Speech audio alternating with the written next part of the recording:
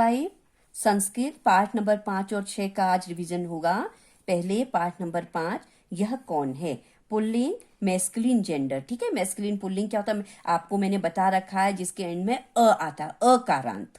ठीक है, देखिए जैसे वानरः बंदर, धावकः दौड़ने वाला, वृद्धः बूढ़ा, चंद्रः चंद्रमा, पाचकः पकाने वाला, वृक्षः पेड़ या वृक्ष, मीनः मछली, मूषकः चूहा, काकः कौवा।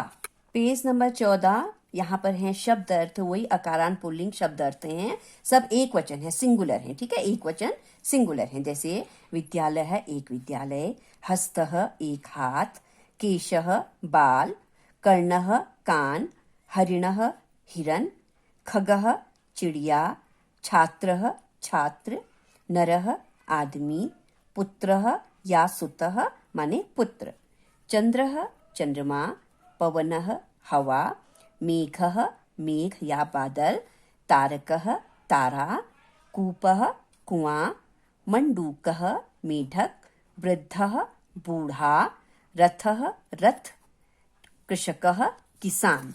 फिर हम आते हैं पेज नंबर 15 में। देखिए 2 पिक्चर हैं ये, हमको इसमें इन्होंने क ख ग घ लिखने हैं, तो उसी के अनुसार हमको नीचे यहाँ पर संस्कृत में शब्द लिखने हैं।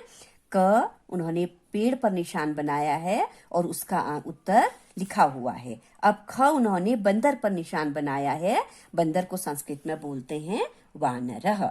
ग उन्होंने अध्यापक में, अध्यापक दोनों देखो, अध्यापक और छात्र हैं, अध्यापक छात्र को कुछ पढ़ा रहे हैं, तो ग जो है वो अध्यापकः, घ जो है वो छात्र, छात्र पे निशान लगाया है।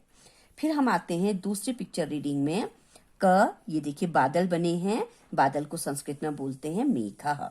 ख चंद्रमा बना है, ठीक है, चंद्रमा को संस्कृत में बोलते हैं चंद्रः। ग एक तारा बना है, तारा को संस्कृत में बोलते हैं तारकः। अंत में घ एक चिड़िया बनी है, चिड़िया को संस्कृत में बोलते हैं खगः।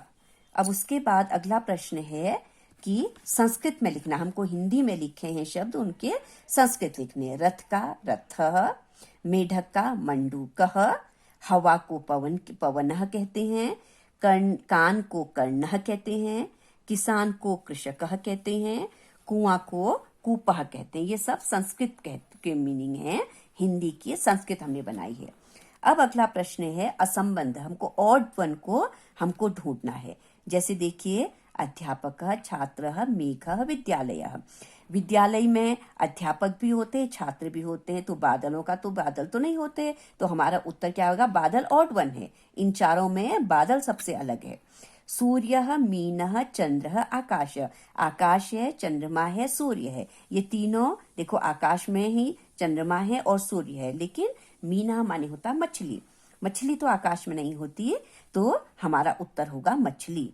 पर्वतः पादः नखः कर्णः, ये तीनों हमारे शरीर के अंग हैं। पादः पांव, नखः नाक, कर्णः कान, और ये अलग है, पर्वतः पहाड़। फिर है धावकः पाचकः मूषकः शिक्षकः। धावकः दौड़ने वाला, पाचकः पकाने वाला, मूषकः चूहा, शिक्षकः शिक्षक। तो ये तीनों तो एक है, चूहा इनमें अलग है।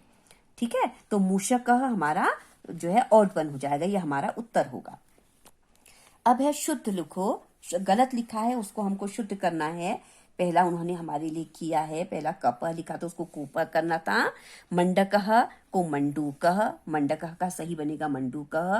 कर्णः कर्णः होगा, कर्ण माने कान होता है। हस्तः, थ से थर्मस है, यहाँ पर हमको त से तराजू लिखना होगा, हाथ, हस्तः।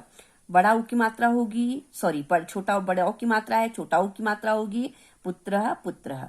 विद्यालय में यहाँ पे बड़ी की मात्रा है, उत्तर में विद्यालय है, छोटी की मात्रा होगी। फिर है मिघ लिखा है, मिघ की जगह म में एक की मात्रा ग, मेघा होगा। वांदरः ये वानरः बनेगा। तारः ये तारकः बनेगा। पाठ नंबर 6 स्त्रीलिंग फेमिनिन जेंडर। इससे पहले क्लास 5 मैंने मैस्कुलिन जेंडर का किया था, देखो उसके बिल्कुल ऑपोजिट अभी स्त्रीलिंग आ गया है। उसमें क्या होता, अकारांत, जिसके एंड में अ आता है।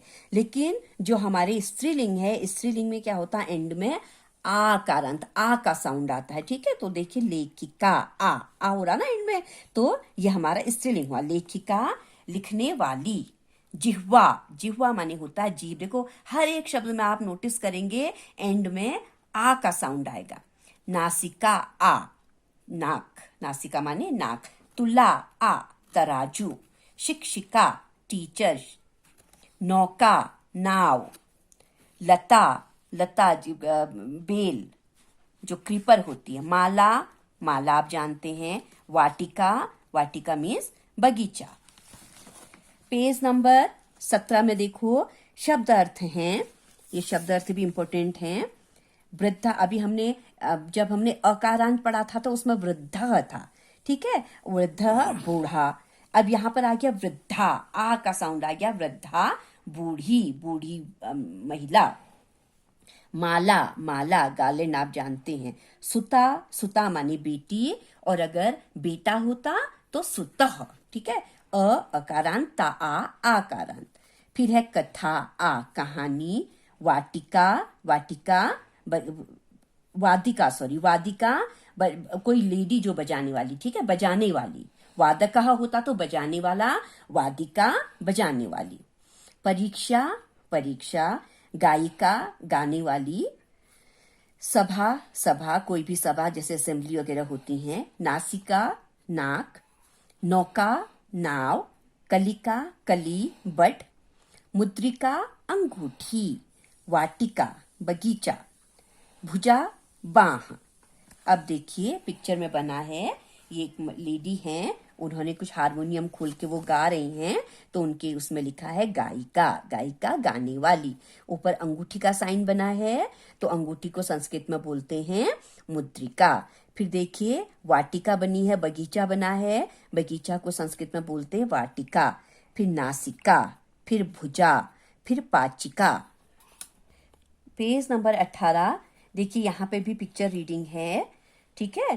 पहला देखो क एक लेडी में बना है तो महिला। ख के लिए माला में निशान बना है तो माला। ग में नाव पे निशान बना है, नौका। घ उन्होंने गणेशः लिखा है, ठीक है, घ का गणेशः में साइन किया है, लिखा है, ऑलरेडी आपकी बुक में लिखा है। अब दूसरी पिक्चर लिख में आते हैं हम। देखिए पहला क है, देखो कान से किया है, कान से उनका गया है निशान तो कर्णः। दूसरा ख जो है ग्रीवा, गले से गया है। ग जो है नासिका, नाक में निशान लगा रखा है। और घ जो है शीर्षः, सिर पर निशान है।